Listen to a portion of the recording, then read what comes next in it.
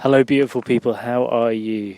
I hope you're all well. Today, I wanted to talk about a situation that has been presented to me in my life, and just to put it out there to you guys and girls to see what you think and what you would have done if you were in my shoes. I had this very awkward situation where I was on holiday staying with beautiful family, with my wife, kids, but also with her family, her sisters and her father. And we're staying in the Pyrenees, which is the border between France and Spain. Now, as you know, Spain has obviously got some major issues with the coronavirus right now, with Barcelona ultimately Europe's epicenter for where the virus is really spreading. Now, of course, COVID represents many things, and it does expose many people's vulnerabilities, many people's traumas, and there's people with pre-existing conditions which are very vulnerable and potentially could die if they contract COVID. Also, if you've been listening to the Sacred Pause, you know that my mum is one of these people. Anyway, the sister of my wife is going through a bit of a tough time right now. She's broken up her relationship. She's also still very young. I think she's 22, 23 years old. And she took it upon herself to make the decision to go to Barcelona, but not only to do that, to go to Barcelona and to go out. This information came to me, and I must say it really triggered me, because the sister of my wife was staying with us, and her plan was to come back to stay with us and to be with the whole family and for everyone to have a good time, a nice loving situation, a nice family holiday. And suddenly this beautiful relaxing holiday in the mountains, away from all the problems, away from lockdown, away from everything that's been going on in the world. Suddenly, as I went deep into my heart, I realised that whilst we were on holiday and it was nice to pretend that everything's okay, this decision that my sister-in-law had made could ultimately backfire on not only me, but the entire family. And it could also have major impact upon my mum, on my dad, or anyone that I now come into contact with for the next 2 weeks. And I was left with this conundrum in my head. Is this my fear of getting the virus and the people I love dying? Or is this a call from the universe to act responsibly? So knowing she was there in Barcelona, knowing she was nightclubbing, knowing she was out with lots of friends, and then I realised that I had to be honest about this. I had to be accountable for this. And the moment that we allowed her to step back into our life, to come back into the household, to be close to my kids, to be close to my wife, to be close to her dad, who's over 60, and then, of course, to anyone else who we were going to then meet after that. What was the responsible thing to do? And what was the non-fear-based solution? Because part of me thought, this is just my fear of getting the virus and my fear of death, which is being tested. But then the other part of me said, you have to take responsibility for your life. You have to take responsibility for the things you bring to other people. You are accountable now. If anyone that you meet then gets the virus, what do you do? And I think COVID-19 has been an incredible amplifier of all minuscule problems, of all major problems, of flaws in our personality, of flaws in our soul, of things we need to work on. Because by virtue of what it is, it means that we have to become accountable for all our actions. And while I have to send love to my sister-in-law, and also I have to make decisions not based on fear, but based on love and based on truth, it ultimately meant that for the first time, I had to step out of my role of being the easygoing, chilled-out guy in the family, the Englishman amongst a family of French people, Mr. Calm in the storm. And suddenly, with this decision that she made, which many people would call reckless, unresponsible, and selfish, I had to take the ego out of it. I had to take the fear out of it. And I actually had to stand up in front of all this beautiful family and say, listen, I don't agree with what she's done. Because I made the decision that actually what she did was irresponsible. It was very selfish. And while I respect where she is on her journey, she's having a tough time. Her relationship broke up. She's feeling very vulnerable right now. But what she did do was she stepped into the epicenter of the virus. She stepped into the place that everyone's talking about in Europe right now as being the place where the virus is absolutely rife. It's everywhere in Catalonia. It's everywhere in Barcelona. And not only did she do that, she also stepped into a nightclub. She stepped into the place probably where so many young people are there, and actually these people are thinking only about themselves. They're partying hard, they're getting drunk, they're kissing each other, they're hugging each other, they're having a good time. And I totally respect that these people are allowed to be young, and that is where they are on their journey. But at the same time, these people are perhaps not thinking about the consequences of their actions. They're not thinking about their parents, their grandparents, anyone who they're going to connect with the next time that they go out in public. And so I did the very Peter Sanderson thing, and I said to the whole family, look, I think we're going to have to end this holiday early. Before she comes back, we're going to have to drive back home and get away, because I don't want to put my kids at risk, and I certainly don't want to put my mum at risk when I go and see her next time, which is probably very soon. Because who knows, I could get a phone call tomorrow saying that she's sick, and suddenly I can't be close to her right at the end, or I can't be close to her when she needs me because I've basically exposed myself to the virus. And while it is my sister-in-law who made this decision, the moment she steps into the house, it becomes my responsibility. So everything that she's done and where she's been suddenly becomes mine. So I stood up and I said my piece. And then my ego was tested even more, because my wife basically told me that the decision that I was making was unfair, that it was me being selfish because I was cutting our holiday short, that I wasn't thinking about the feelings of her sisters and her dad.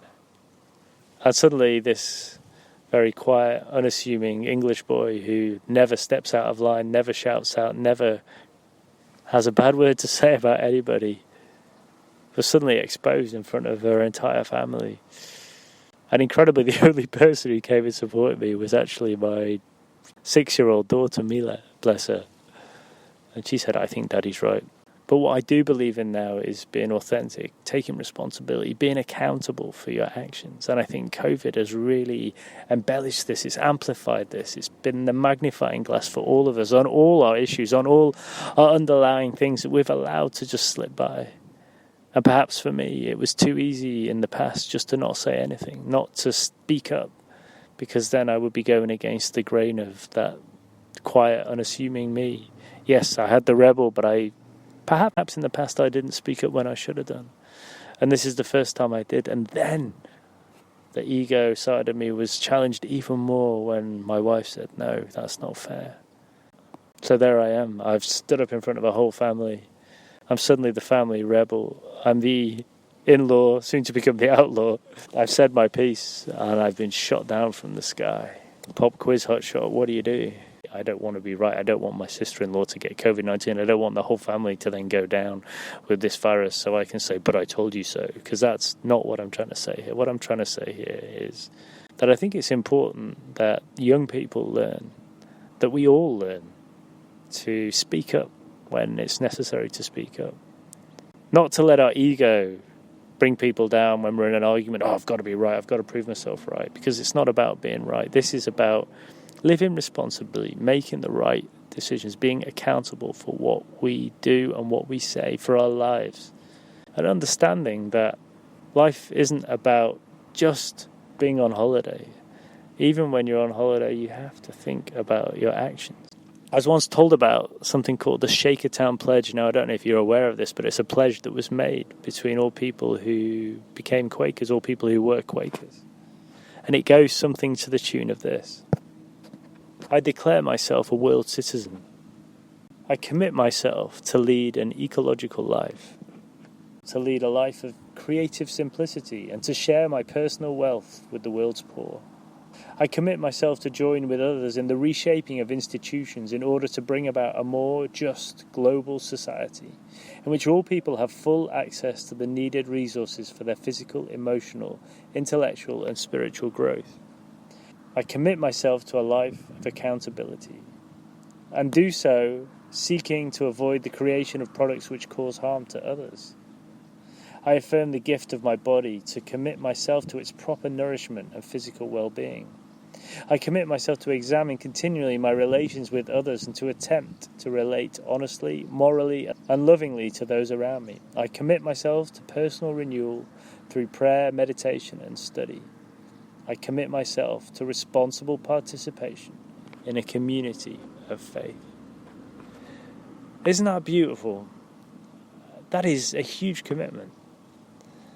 And if only we could get everyone in the world to commit to all these things, we would live in a place of utter beauty. We already do live in a place of utter beauty, but if you knew that everybody would be responsible for their actions, would be accountable for the planet that we live on, if we saw ourselves as one big community and as one with the planet and the solar system and the universe, life would be so beautiful. Because it's not only what we do, but it's also what we don't do for which we are accountable. And while I think I've always led a life where I try and act in as honourable way as I can for the planet and for the people on the planet, but I'm still learning.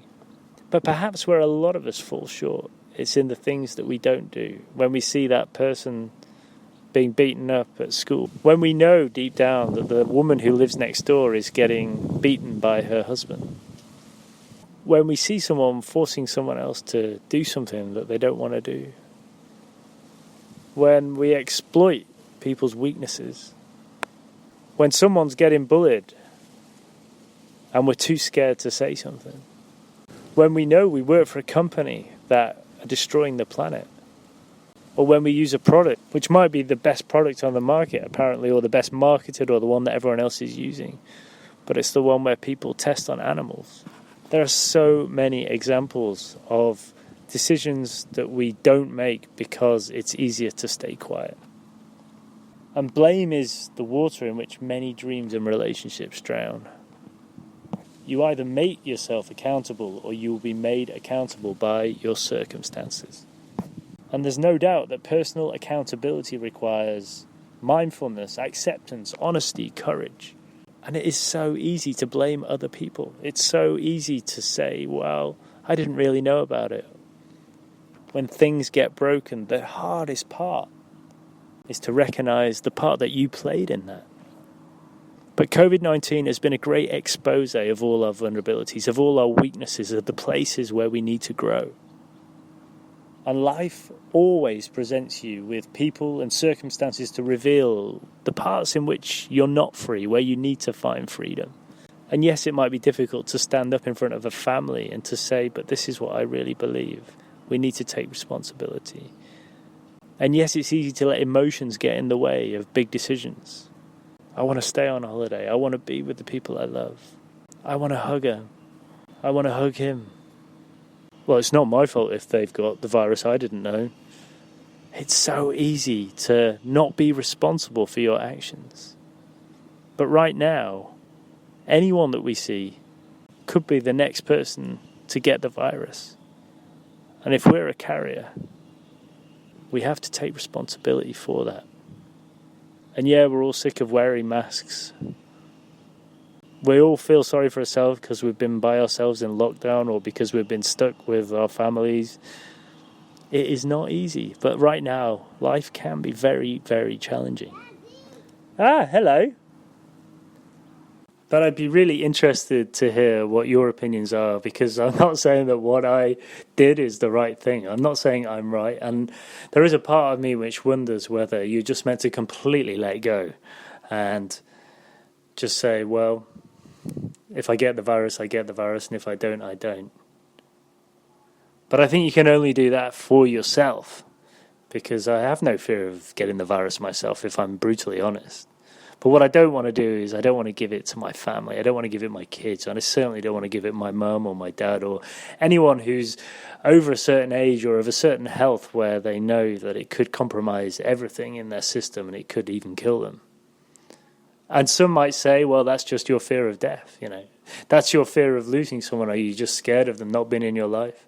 But I think here there's a huge part of responsibility. There's a huge amount of accountability that everyone has to take.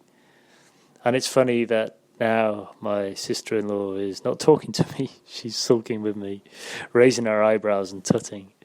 And I send her great love and compassion.